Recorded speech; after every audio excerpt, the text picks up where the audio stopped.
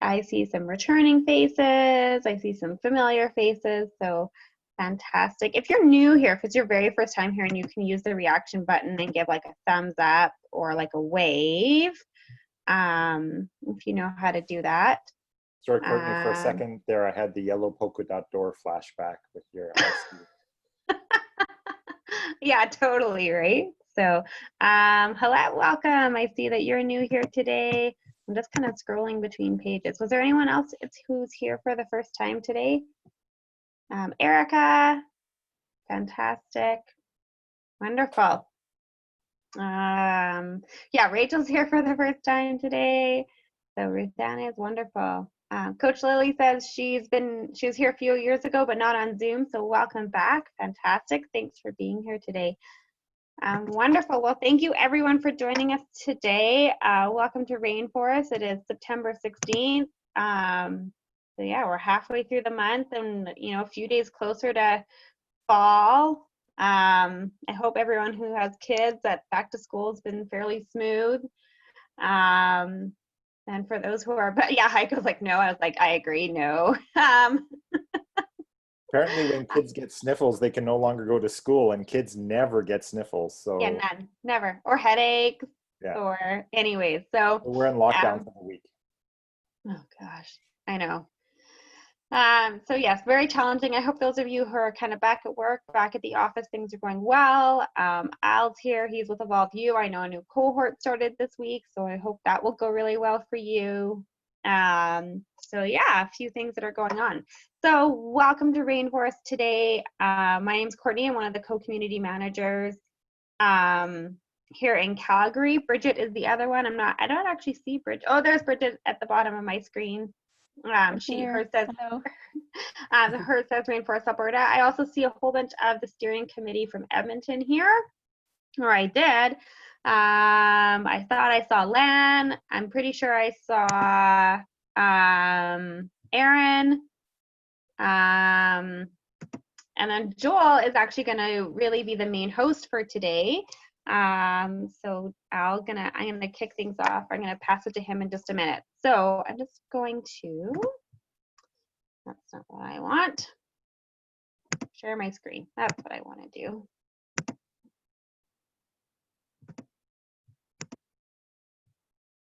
All right, here we go. So welcome everyone to Rainforest. So there's our social on the side. That's our Twitter. That's probably where we're most active. You can also check us out on LinkedIn. And we hope that you are one or many of the following things. You're an innovator, a doer, a dreamer, a connector, and a builder. And we're here as a movement of people, building community, building capacity, and supporting each other around tech and innovation in the Alberta ecosystem. So just a quick couple things as we move through today's. We're going to be doing a panel discussion. So you can use the raise hand function or ask to speak using the chat. So you can say comment or question, and then we can filter through those. Please do stay muted until it's your turn to speak and not interrupt the presentation. This helps us stay on time and keep with flow. I've discovered somehow online it feels like the hour goes so much faster. If we do use any of the annotate functions or the poll features, they're completely anonymous. And then any chat and resources will be captured and posted in the lunch notes channel on Slack, and we'll talk more about Slack towards the end if anyone needs any help and guidance with that. So here is our vision and our mission as a community. So when we say we're world class, it means that we are operating on a global level and recognizing that, as a city and as a province and as we move through tech and innovation, we're increasingly globalized, and that where we can reach and who can reach us is far and wide. But we are really focused on building here in Alberta and strengthening what resources we have. And we're really about co-creating that together through collaboration, community, and then also trust is a big piece as well. And we do that by telling our stories. So that's what we're here and that's what we're doing. We build off of 6 pillars of innovation. So we're doing work across culture, leaders, resources, engaged activities, policy and infrastructure, and role models, and recognizing that anything we do doesn't sit in one of these buckets alone. That we really need to be touching on all 6 of these at all times to be continuing to build and grow our ecosystem. So we ask a scorecard every year, and the score is out of 1,000, and we're trying to get to 800. The goal was to get to 800 by 2020. So last year we were in the 600. So we are steadily growing, though, that scorecard. And again, we need to grow in all of these areas. So not just one of these areas. We need strength and we need balance across them. So those are the areas we're working on, and a lot of that information on the depth of what these are is on the website. And we also have a social contract. And so just as a quick note, this week was the 4-year anniversary of the very first summit.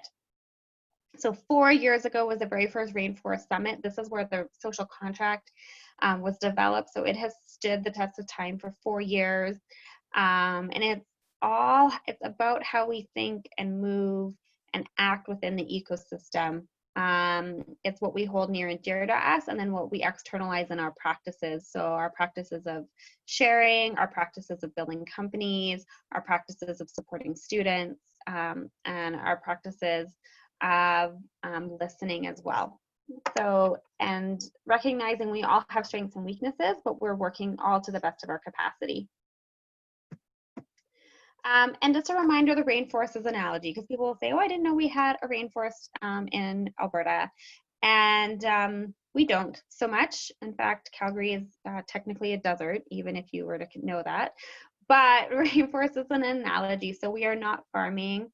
We are not autonomous, or we are not kind of strict around the procedure and the thought about how we get things done.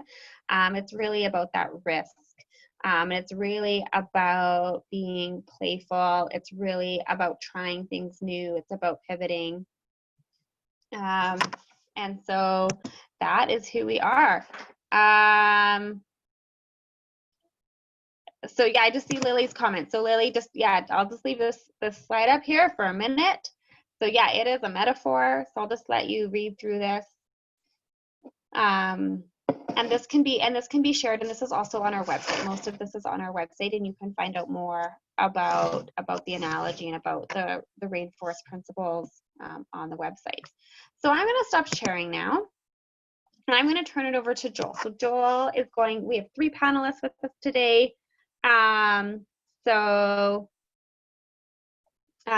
He is going to have a conversation with our panelists, and then we'll have an opportunity to open it up to the community. So again, this month we're focusing on diversity and inclusion. We're talking about how learning together as a community will help us grow as an ecosystem, and what practices we can put into place. So we continue to have conversations on the regular, and so that we can make a difference. So Joel, I am passing it off to you. Joel's in Edmonton, and we'll take it from here. Yeah, thanks everyone. Yes, I'm Joel McGelnick. I am on the steering committee for the Rainforest Edmonton, and I run communications with our newsletters and everything. And then for my day job, quote unquote, I'm a digital storyteller and work with companies on helping them tell their stories and with their business coaching. So thanks, Courtney, for introducing the event. I am really excited to be here with Rachel, Adif, and Ruth. And before we get going, just want to lay down a couple of ground rules. First, in the spirit of the rainforest, I would like for us all to be open to learning.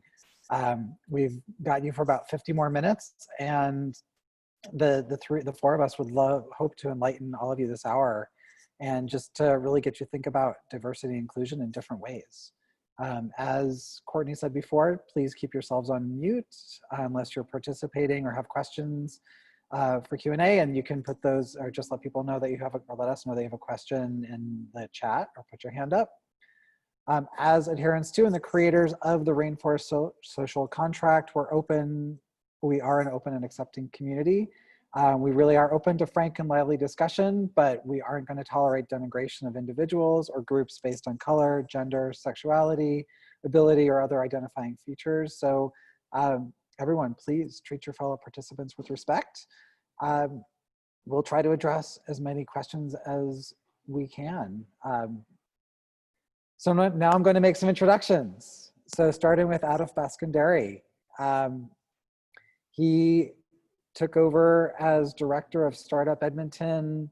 I believe that was right around the same time that COVID started. Is that right, Adolf?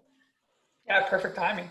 Yeah, so in addition to that, he is also co-founder of a social enterprise that's focused on anti-racism education, which is based on a documentary film that he made, which is called Salam Bai, a story of a Muslim Newfoundlander. And he's also a fellow with the Energy Futures Lab.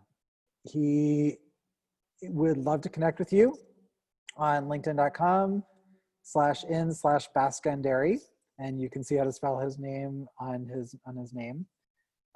Next, we have Rachel Wade, who has spent the last 7 years working in diversity and inclusion. So she's been helping organizations of various sizes and sectors build cultures of intentional inclusion.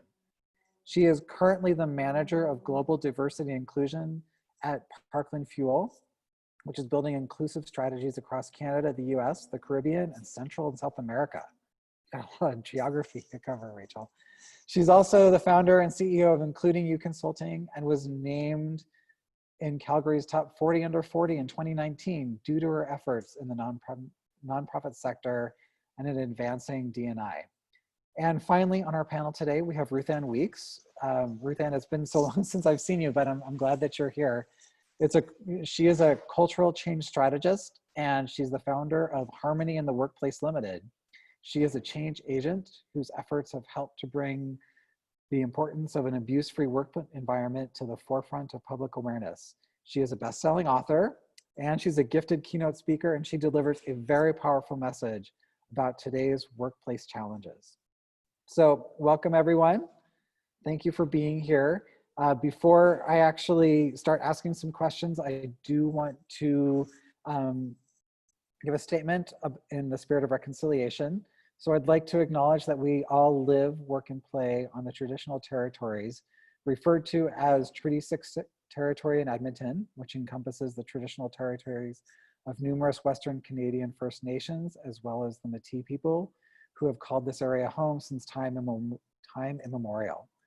In the Treaty 7 territory in Calgary and Southern Alberta, that encompasses the Blackfoot Confederacy, the Siksika, Gaianai, and Pegani, the Tsuut'ina, the Stoney Nakoda Nations, and the Métis Nations of Region 3, and all the people who make their homes in the Treaty 7 region of Southern Alberta. The Rainforest is dedicated to ensuring that the spirit of Treaties 6 and 7 are honored and respected. So, with all that said, I'd like to start this conversation by asking my panelists, I'm gonna start with you, Adolf, on how you define diversity and inclusion. Yeah, so I guess this is coming from like an engineer who ended up studying social sciences afterwards. So basically, when I look at diversity and inclusion, the big thing I look at is social capital, access, trust, and networks. And how is it that there's different variables that cause friction for people in terms of achieving social capital in those various streams. Those things can change over time, but then there's certain historic and current things that kind of set people apart and increase that friction. So when I look at diversity and inclusion, and kind of even in like the innovation space, is being an innovator is really hard, especially when you have added layers of friction that can cause uncertainty in front of people. So when I look at inclusion, it's about how do we distill that friction away from people, so it gives everyone a welcoming shot at achieving a sustainable livelihood, kind of giving integrity to everyone. Great. Rachel, I'm going to go to you next, and I want to hear how you approach D&I from your perspective.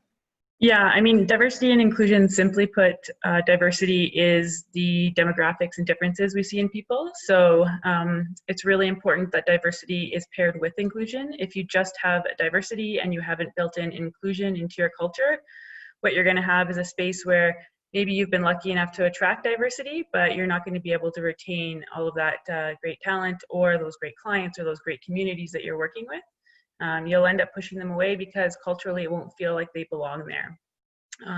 And additionally, diversity and inclusion, when they're working really well together, should equate to a space of belonging and equity.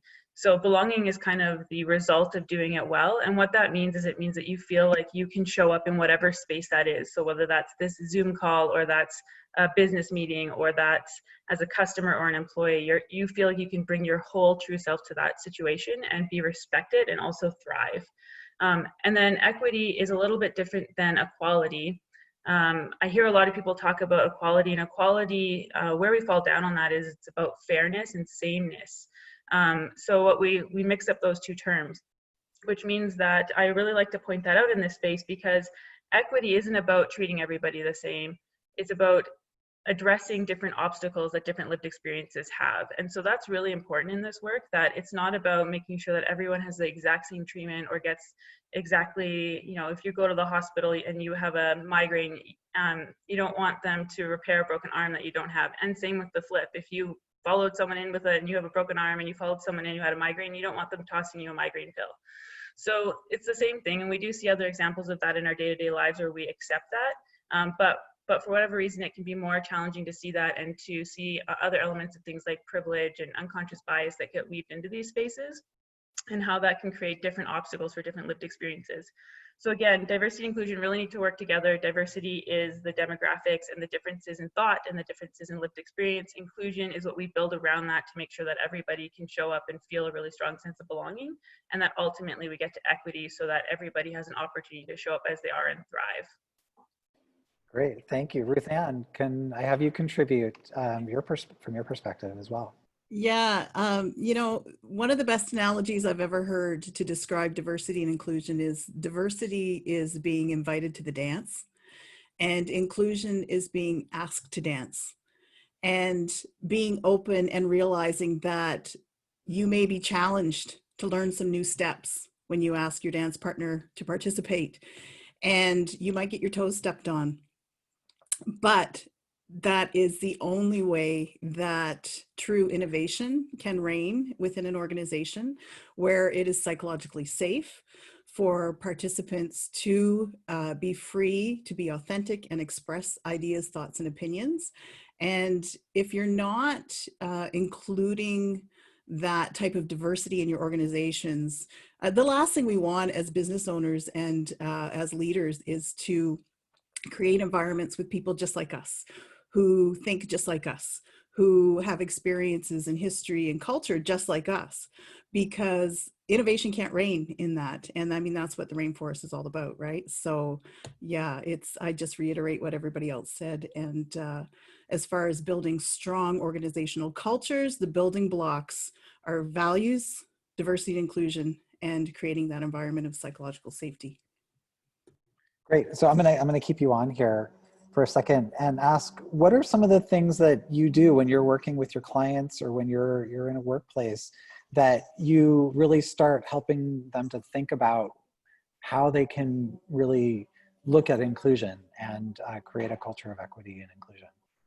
Well, you know what, I think right now in these times of disruption, it is an absolute perfect environment to start with the basics and really evaluate or reevaluate your cultural values and your organizational values, and start with that end in mind, and then look at the decision makers and who's at the table now and who's involved. And if that diversity is lacking, then, you know, look outside of the people that are at the table now and see who's in the organization that might be able to bring that richness and perspective. And if not, you really can be really strategic in building your teams. It's much more cost effective and efficient to be strategic when you're building your team than to try to rectify a toxic work environment or something that's unhealthy.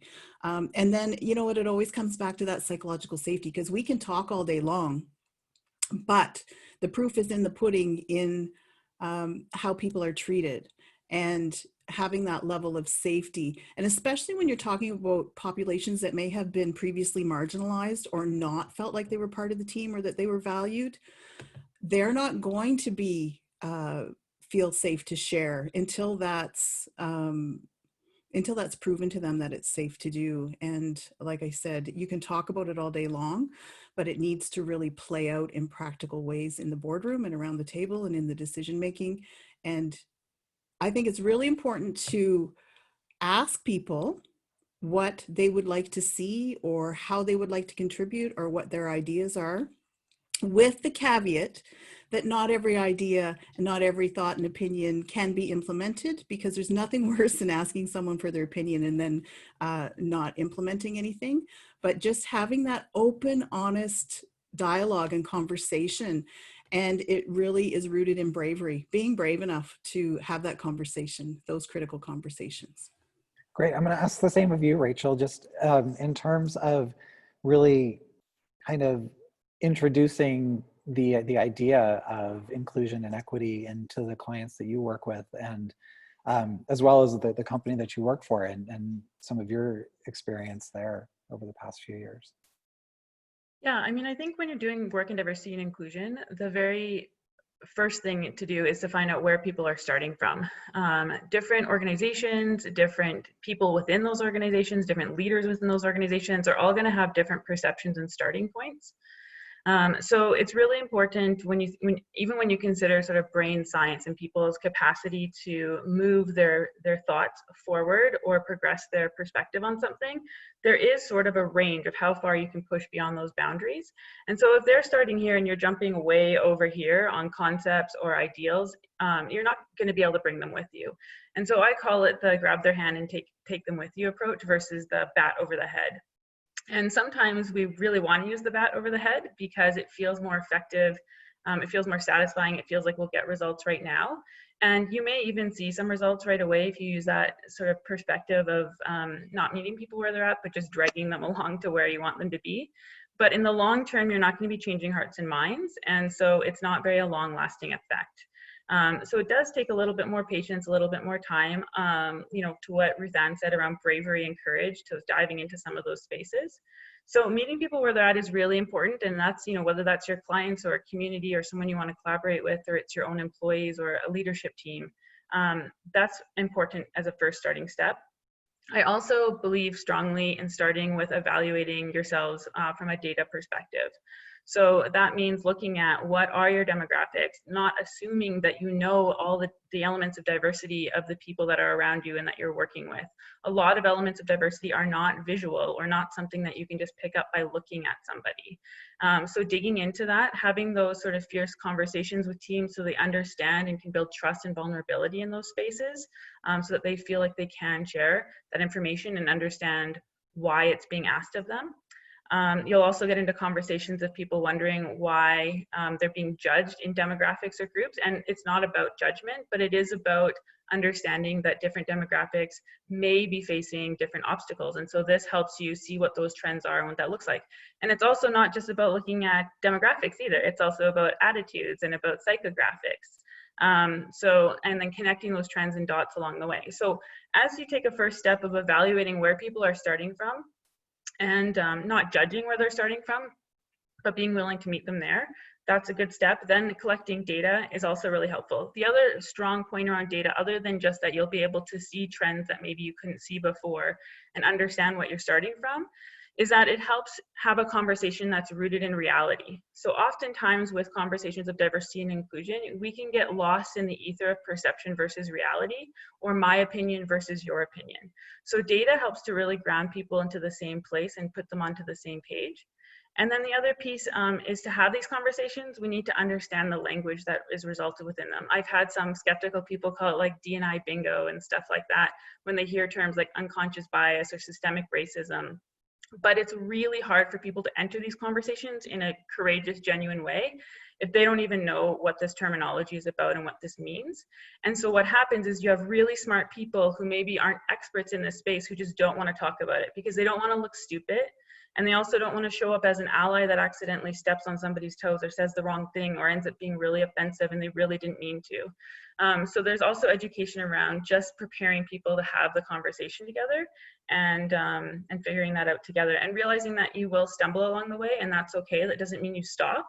It means you sort of dust yourself off, apologize where needed, and you keep moving forward. That's great, thank you. And just, you know, I'm kind of curious, when you talk about collecting data, like what are some of the building blocks of data that you're collecting, and where can you actually start building a data collection system to really get those new understandings? Yeah, so there's different ways you can do that. I mean, you can do it simply through surveys. Anonymous surveys and confidential surveys are a great way to go to start with that vulnerability building. And that's, you know, diving into asking things like, what are your attitudes around this? What are the places that you're passionate about? What are your demographics? How do you identify? All of those things without necessarily needing to know which individual is what. That's not really the important part when you're taking a look at trends. And then also having one-on-one conversations with people so that they can share at a deeper level. There are tools too, like intercultural development inventories and things like that, that do a really scientifically validated way of checking where people are on a cultural spectrum. And is often surprising to people where they're at on that cultural understanding spectrum too. So that can really help as well, using tools like that. But yeah, there are all kinds of ways to do that. You can do that through facilitated conversations, roundtables. I mean, it's just sort of getting to work and collecting that data in various ways. And I know Tiff has certain ways he's doing that with his team too. We had a great chat last week, but yeah, so I mean, you can get creative about it. And then there's also like the traditional tools as well. Great. So Adif, Rachel just brought up these working groups that you've got. Can you offer up some experiences that you've had as you've been working on this at Startup Edmonton? Yeah, sure. So I guess I'll kind of start off with, I fundamentally think that 99.9% of people out there are kind people who want to do the right thing. But as Rachel said, it's like, how do you kind of meet people where they're at and help guide them in the direction that they want to go in? So at Startup Edmonton, when we started our big equity and inclusion push, this is kind of something that we've been doing since March. It's something that you've probably heard of in the innovation community. It's a cultural trait that we like to attribute to ourselves, as the innovation and tech space is a very inclusive, open space, and we're open to engage with everyone. The only issue is when you kind of leave it as being open, you're just as vulnerable to the systemic barriers that entire society is when it comes to being open, which makes it so certain people can't even come to your front door. So what we try to do is basically go from open to inviting, and then from inviting to accommodating and welcoming. And how we decided to do that was, after the murder of George Floyd down in the US, we thought internally as a team how we wanted to put forth an equity statement in support of Black Lives Matter. We're very conscious of not just putting nice words on paper, but how we action it. So what came from that was we actually went out to community events. So we went to a town hall of Black leaders in Edmonton, who there was research done by 2 community associations connecting to primarily the Edmonton Black community, to propose recommendations to the Alberta provincial government. They covered lots of things, from health to justice, and also access to resources. In access to resources, one of the things that came up was support for Black entrepreneurs and Black startups. And just because we happened to be in the room, we kind of looked at us and like, okay, well, that's us. Like that bullet point is for us. We need to take that learning. So after that session, we connected with people to say, who wants to talk about this one bullet point of what does success look like for Black entrepreneurs and Black startups? We raised a hand.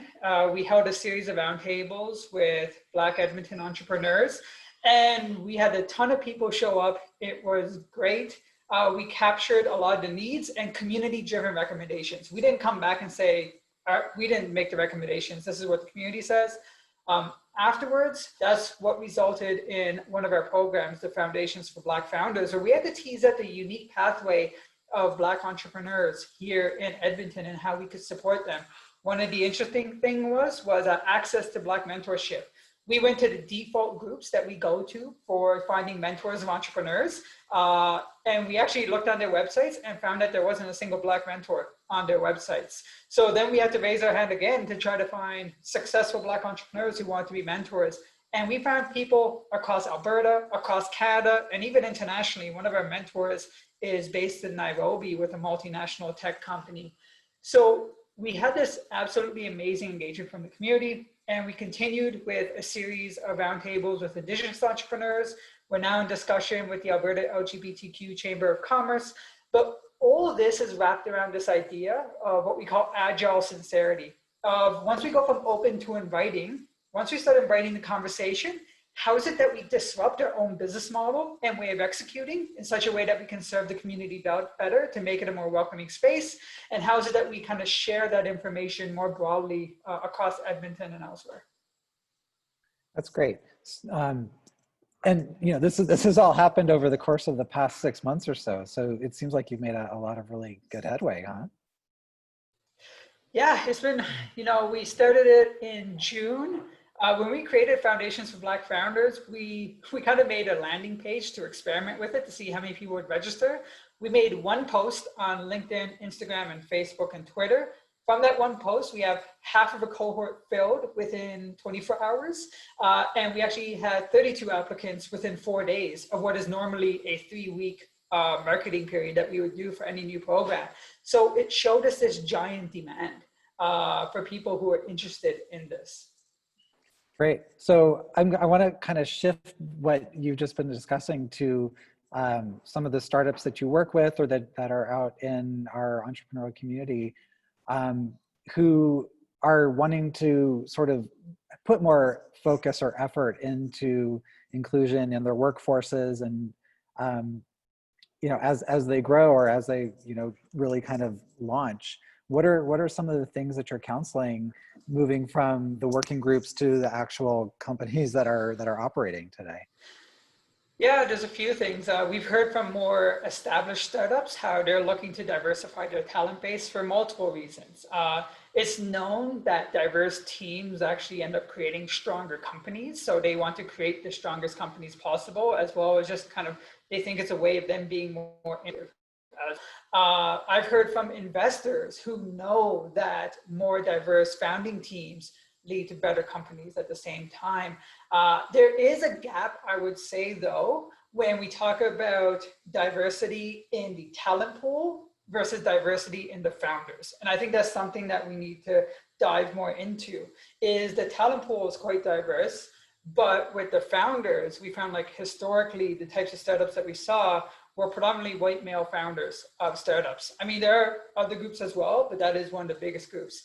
And I tend to flag that a lot. And it's maybe because I am a kid of immigrants and I'm part of that wave of immigrants who came to Canada that were kind of like the skilled, so-called skilled labor who migrated over here. And you kind of saw this glass ceiling in the talent pool side of you can only go so far up in talent, but how is it that you spur more diversity among the founders and people who have equity in companies? So that's one of the other things that we're looking at. Yeah, Ruth Ann, I'm kind of curious from your perspective what you're seeing in the entrepreneurial community as well, and some of the people that you work with and how you're helping to push for looking at more equity in hiring and diversity. Well, you got to remember, I've been working in this field for 5 years now, as far as, you know, psychological safety and bullying and harassment and sexual harassment and all of that. And I felt like I've been pushing uphill the whole time. It's really, really interesting the times that we're in right now. You know, with the COVID pandemic and the George Floyd tragedy. It's really forced people to pick a side. And I agree with at TIFF that 99.9% of the people, they want to do the right thing. They may not know how. I think what's really driving this right now is not only this sort of global reset of priorities and value identification that we find ourselves in, but the younger generations, Gen Z, millennials, they get this stuff. They understand it. They do research. They are the job seekers of the 21st century, the talent pool, and they're looking for organizational cultures that integrate these concepts of diversity, inclusion, psychological safety, and just they are really tuned in to who they want to work for, the types of companies that value the same thing that they value. And I believe that it's absolutely those employers, those businesses that want to position themselves as employers of choice absolutely have to examine this stuff. They have to include it in their strategic planning. And if they don't, they're not going to be the talent takers of the 21st century. And I think that alone, I mean, there's 3 reasons why people buy into this stuff. It's legislated in many places that, you know, there's legal framework around it. It's the right thing to do. And it's also being proven over and over again that there's real fiscal ramifications for not integrating some of these policies and procedures and just way of doing business within your organizations. Great. I'm wondering, Rachel, and then I'm going to come back to Ruth Ann as well with this question about if you're familiar with or have heard the term culture fit and what that means as far as diversity and actually real inclusion when it comes to hiring and building up teams for companies. Yeah, culture fit is an interesting one because it can be construed in so many different ways. And it can be a real blocker, actually, for bringing in unique perspectives and diversity of thought and different ways of doing things. I'm sure we've all heard, you know, at some point in our career, either, you know, in the hallway or as a leader or from a leader, like they just weren't the right fit, right? And so if we leave it at that, if they just weren't the right fit, and we don't pause and think, like maybe this space was too small to accommodate different sizes or different perspectives, and we don't take that a little deeper to maybe this is actually my unconscious biases speaking to me when I just leave it at surface level of not the right fit. Oftentimes I would argue that's probably exactly what's happening. If we can't identify what it is, but there's just something that doesn't work, then we haven't done enough work or digging to figure out what that is and to figure out if we're actually maybe the problem. And so I'm really wary when I hear those terms, and it's not to say that you're not allowed to have, you know, really strong values in your organizations or things that you stand for. But value sets shouldn't actually cut out entire groups of people or entire ways of thinking. And if they are, you need to reevaluate what your value sets are and how you're leveraging them. And are they a weapon or are they a tool? And so if they are a weapon to keep people out or to hit people again over the head with that bat, then you're probably leveraging your values the wrong way or have set them up wrong to begin with. So I'm just really wary of that term in general. But, and again, it doesn't mean that you can't have strong values, you can't have a mission, but you should be able to find people from all different cross sections of life that can work within that value set. So that's sort of my perspective on that in general, is that we need to be really careful with how we wield culture fit. Great. Yeah, Ruth Ann, I want to get your thoughts on that too, as well, about culture fit. Yeah, well, I agree absolutely, Rachel, that, you know, it is a way to, well, first of all, mission, vision, values, you know, that's something that we're trained to include in our startups, right? We start with that end in mind. That's one of the first things we do. You know, we put it on our website, we splash it on our wall, and that doesn't necessarily mean that that ever gets played out in the day-to-day operations of business. So when I think about culture, I think about that day-to-day operation and building those relationships and seeking value and really, really appreciating what people bring to the table and having that lens of understanding. And Rachel mentioned unconscious bias. And the idea, of course, is to examine that unconscious bias and bring it into the conscious, because what happens is we all have bias. Nobody gets away from having bias. And the danger is when that unconscious bias affects our decision-making and can actually impede and go against what we say is important to us, because it's unconscious. So the idea is to really, you know, self-reflect and like I said, have that bravery to be vulnerable and really, you know, I've had to do this. I'll be honest, like with this whole George Floyd thing and the Black Lives Matter, and I value all life. I do. I am a heart-centered business person, and I was really struggling with this idea of white privilege because my life has not been easy. I have had to work very, very hard for everything that I've accomplished in life. And, you know, it was actually my 16-year-old son who helped me understand it. And I'm just going to be vulnerable and share this with you. You know, and he said, you know, Mom, it doesn't mean that your life's been easy. And it doesn't mean that everything's been a cakewalk. But what it means is the color of your skin and your race has never been something that's made your life more difficult or created more barriers.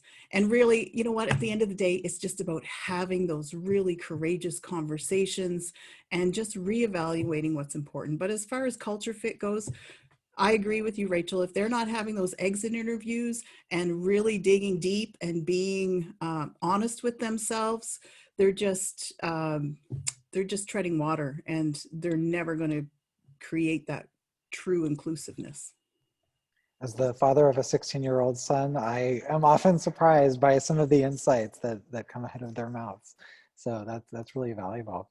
Adolf, I'm really kind of curious because you made a film about being a person of color, and you've kind of have this lived experience as well of having to deal with maybe not discrimination per se, but just the idea of having to really kind of fight uphill in order to achieve your own goals. So I'm really curious to hear from you, what are some of the learnings that you have taken from your own personal journey that you've been able to apply to the teams that you work with at Startup Edmonton or in some of your volunteer efforts, and really sort of help get those conversations started on really creating a more positive environment for where you are? Yeah, I think that the big one has been a lot of resilience. I know sometimes people talk about people playing the race card on things, but the thing that I have seen many times is where people pull my card as being a Canadian, even though I was born here. I've been told on multiple occasions to kind of go back where I've come from, especially as I've been trying to tackle Islamophobia across Canada. That being said, the one thing I notice, while it does happen, it's typically the minority of people who are expressing that to me. There's a significant majority of people who come out with a lot of love, support, acceptance, and belonging. So what I've kind of learned is how to lean into the love and using that as a tool to kind of fight back against the hate that I have received. And it's kind of interesting because, my parents, when they came here, they were kind of taught the keep your head down, do your job, don't try to rock the boat whatsoever. And the one thing, since we made this film and my wife and I have been touring across Canada and having these discussions, is even though my parents are as Canadian as can be, like 47% of people in Edmonton are either first or second generation immigrants or have at least a single parent who's an immigrant. But that being said, they've never felt the freedom to kind of be their authentic selves and speak their mind in the kind of same way that I do. So I think kind of leaning into love and really, as Ruth Ann's put it, I really like it, the courageous conversations. And once you find that you can have those courageous conversations, they actually lead to a lot of great stuff. It's something that I do inside of my team. It's something that we do with communities across Canada and elsewhere, is opening the conversation and just having a discussion about it. Canadians don't do the best job of talking about race. It's not something that we're that good at talking about. So how is it that we can make it a comfortable conversation? Because it is the reality for many people. And not just that, many factors that affect people. And if you just look at the numbers of hate crimes that happen to different people, if you look at the presentation of people on social media and the news, and certain levels of hatred that go about there, that's something that affects people when they go into the workplace. When you have to see that on your news feed and you see it in the media, just because you go into the workplace doesn't mean you kind of forget about that stuff. So I think that's the other thing, is kind of knowing what society is that is around us and how that affects individuals as they kind of navigate and walk through that society. Great, thank you. Rachel, I'm gonna ask you, I wanna leave a little bit of time for questions as well. But I'd like to ask you to kind of help everybody in our audience today sort of figure out, like, just help them learn how they can take their own first steps in starting the conversations and looking at their own cultures in their organizations, and really helping them start to figure out, okay, how do I do this in a way that's going to be effective? That's going to, it's going to take time, but can happen in a way that that the rest of the people on their teams know that they're really putting a good faith effort into this and really trying to bring everybody in the organization along. Yeah, there's a lot to unpack there, so I'll try to go as quickly as I can. I pack things in. That's okay. So, I mean, I think just to jump a little bit off of what Atif was saying, is right now is a traumatic time for different groups of people, for Indigenous populations, for the Black community. It's traumatic and stressful to see these images on social media regularly, to feel like there's incident after incident happening and nobody's doing anything to really stop it. And you're talking about things that are life-threatening and fill people with fear and stress. So I would say, in this particular moment that we're in, I think it's really important to take that awkward, courageous step and reach out to those people that are in your network that are from those communities, and ask them how they're doing. I often put that out to different groups of people, and even groups of people that are engaged in this space, and you hear crickets in the room because people feel like that's awkward or weird or maybe even rude to do. And I would say it is the opposite. I've had so many people from these communities come to me and say how shocked they are that their leader hasn't asked them how they're doing, or their friends haven't bothered to even pick up the phone and say, hey, like, there's a lot of powerful things happening out there right now. How does that feel? So I would just say lean into empathy, but do it responsibly. So this isn't about being a voyeur either into someone's life and just saying, tell me everything that's going on and open up and give me all your disclosure. This is doing it in a really gentle, empathetic way and just showing care and letting them lead the way in that conversation. This isn't for your benefit, it's for theirs. The other thing too is do a little bit of research before you enter that conversation. Like, there is so much information out there. Google is our friend in that way, right? So look it up, look about things about allyship, what to say, what not to say. There will literally be lists of things that pop up for you on that. And then other practical ways you can just pull these sort of conversations into your mindset on a day-to-day basis is diversify what your news feeds look like. Look for people that talk about these topics. Look for people that maybe they're not always talking about diversity and inclusion, but they're from different spaces or lived experiences than you are. There are even apps that you can use to apply to your Twitter feed that will tell you how gender balanced your Twitter feed is. So it's sort of taking stock of, again, that data that you can pull in your own life and looking around. If everybody that comments or likes on something that you post looks like you, that's a moment to pause and say, like, I am not reaching into different types of networks. I don't have friends at my table that are giving me different perspectives. I'm not pulling news that looks different from what I already believe in. So, it's really important to take stock of that and to take steps to diversify what's being brought into your space on a day-to-day basis.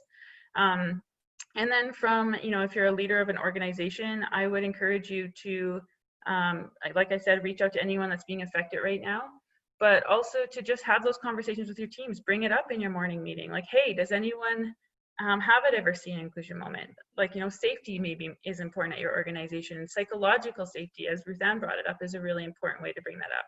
Or have people share a moment where they felt like they really belonged. Maybe it's not even at the workplace, and how can you leverage what that experience looked like and pull it into your daily culture? But a lot of it's going to just start from easy steps. Will be taking a stock of your own life. What perspectives are you pulling in? Diversify those perspectives where you can, and start having those conversations from an empathetic standpoint, and then educating yourself a little bit too, so that you're not putting all the labor onto the person that you're speaking to who may be affected.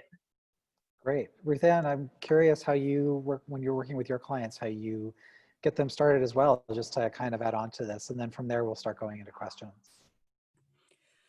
Well, you know, you can't fix what you don't acknowledge. So it's really about getting that conversation started and getting people talking about it. And, you know, from an HR perspective, ideally, we want to take all those 50, because this is not just a race issue. And I know that is a huge part of it, but diversity, there are 15 protected grounds under Alberta human rights legislation that fall under this. And ideally, in a perfect world, we would have immense psychological safety where everyone is free, encouraged, and authentic to express and share ideas. And people would be promoted based on merit and merit alone.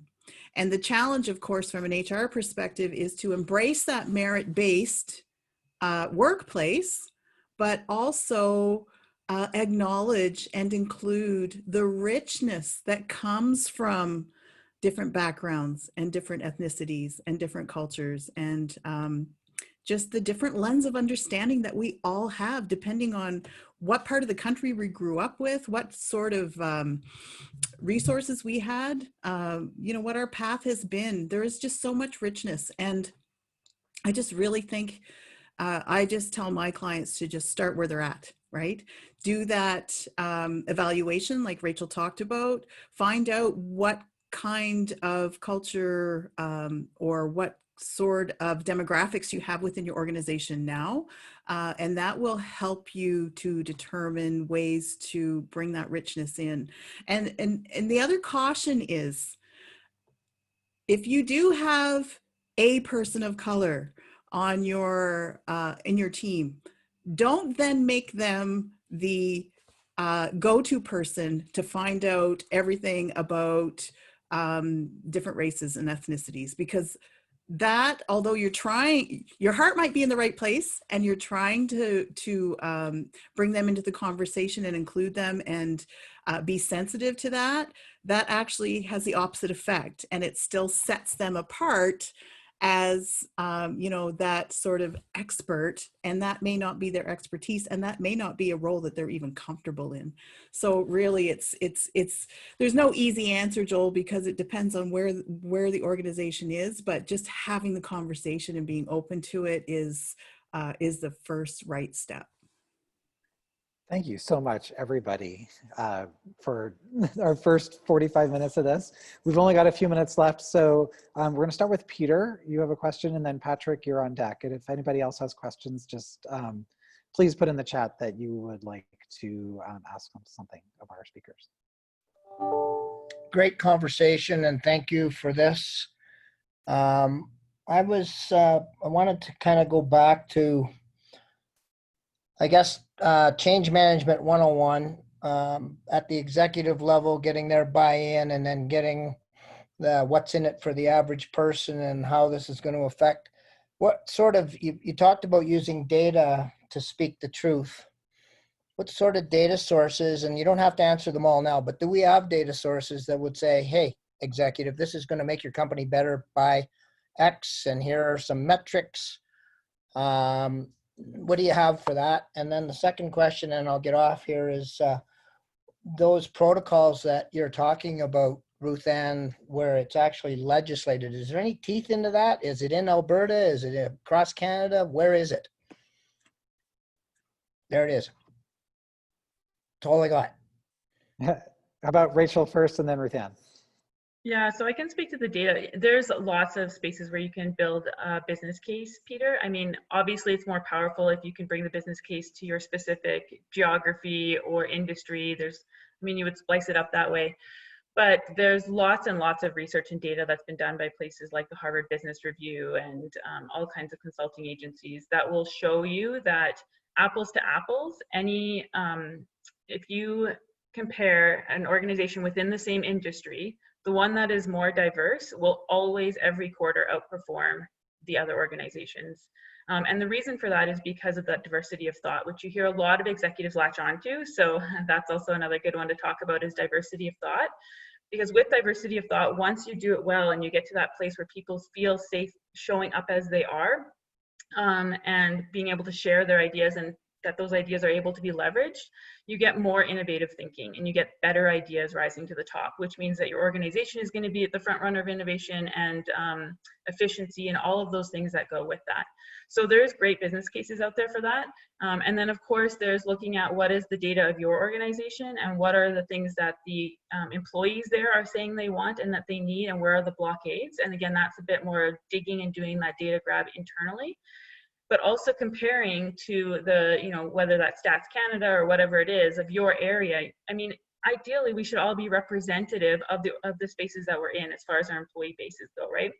And as far as who we're working with goes. So if you know if you're living in a space that's 30% visible minority, then that should be showing up in your organization. And if it's not, that should be a trigger to tell you that there's some sort of blockade there. Maybe that's in your recruitment practices, maybe it's in retention, maybe it's in succession planning, maybe it's, you know, culturally overall, or too much of that not a fit.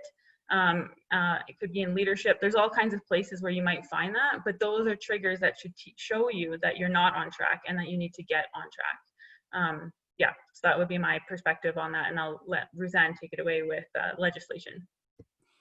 Yeah, I mean, you know, the BOSS legislation in Canada is the Canadian Charter of Rights and Freedoms, and it has some protected grounds in there. And that gets expanded upon when it comes to Alberta. It's Alberta human rights legislation. There are 15 protected grounds. Now, there isn't legislation specifically around you must have diverse and inclusive organizations, but it is an industry best practice.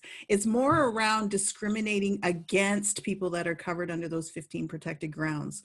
So it's you know, people with disabilities, race, color, ethnicity, you know, family status, gender identity, gender expression, all of those areas. So it's, if you feel that you have been discriminated against or excluded from opportunities because of that, then you can file a human rights complaint.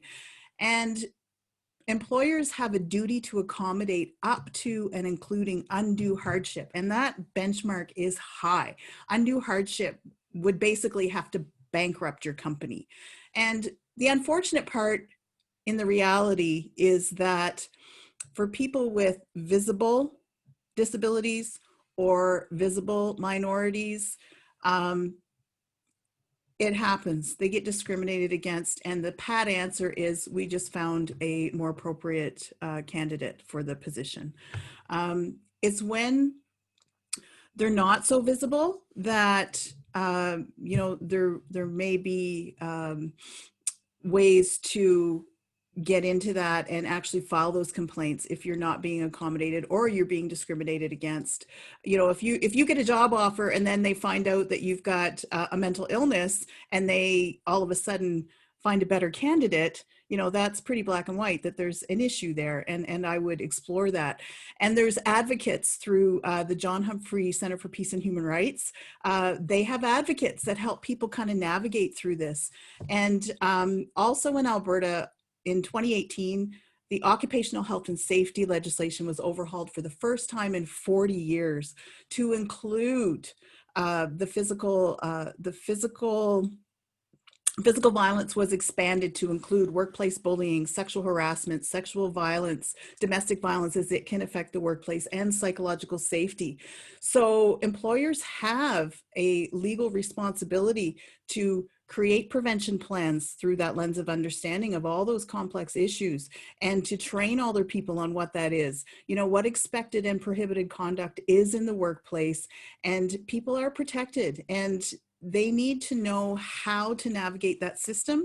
Because to answer your question, Peter, no, it doesn't necessarily have teeth, because people aren't necessarily adopting and doing what they need to do. We know, unfortunately, that when the wolf is at the door and we're in tough economic times, sometimes that health and safety stuff, especially around these soft services, which is a term I deplore, they get put to the side. And people are suffering needlessly, even though all the legislation is there to protect them. And there's myself and many like me that are working really hard to change that perception.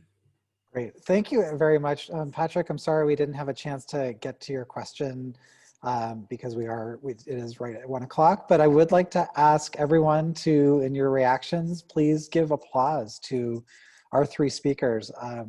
I really appreciate you spending the time today. And, you know, if you have time to stick around, please do so to see if anybody else has any other questions. But this was a great conversation, and I look forward to it continuing.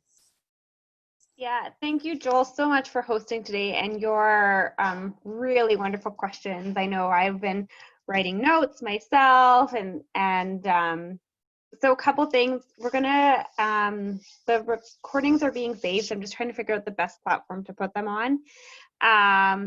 I will leave the room open for a few minutes if anyone wants to stick around, or if our speakers can stick around for a few minutes. I'll just leave it open. But I will also capture the chat notes and clean them all up. I know there's a lot going on, and get those posted in the lunch notes as well. Rachel and Tiff and Ruth Ann, if you could actually just quickly type your best contact information in the chat so I can add that into the lunch notes, that would be really fantastic. So thanks everyone for joining today. So, but yeah,